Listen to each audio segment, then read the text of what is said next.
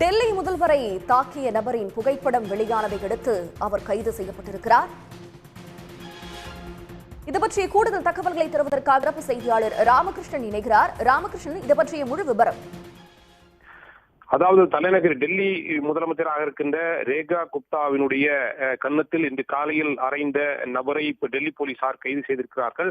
அவரிடம் நடத்திய முதல் கட்ட விசாரணையில் அவர் குஜராத் மாநிலத்தைச் சேர்ந்தவர் என்று தெரிய வந்திருக்கிறது. விசாரணை என்பது தொடர்ந்து நடைபெற்றுக் கொண்டிருக்கிறது.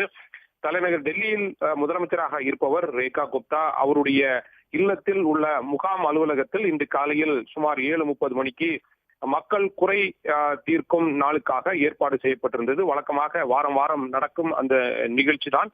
அந்த நிகழ்ச்சியின் போது ஏராளமான மக்கள் அவரிடம் வந்து அவரை சந்தித்து தங்களது குறைகளை கூறுவது, மனுக்கள் கொடுப்பதும் வழக்கமான ஒன்றாக இருந்தது.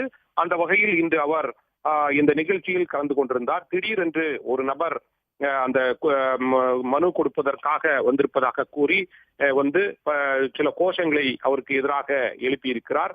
மேலும் திடீரென்று அவர் முதலமைச்சர் ரேகா குப்தாவினுடைய கன்னத்தில் அறைந்ததாகவும் அவருடைய தலைமுடியை பிடித்து இழுத்ததாகவும் அங்கிருந்தவர்கள் கூறுகிறார்கள்.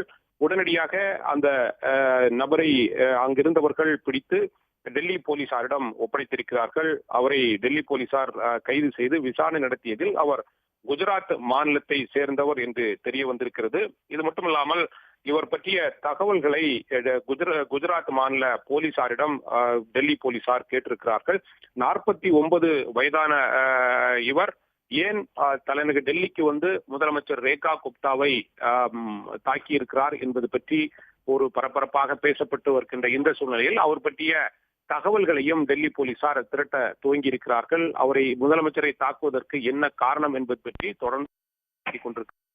விசாரணையின் முடிவில்தான் இவர் எதற்காக குஜராத் மாநிலத்திலிருந்து வந்து டெல்லி முதலமைச்சரை தாக்கி இருக்கிறார் என்பது பற்றி தெரிய வரும்.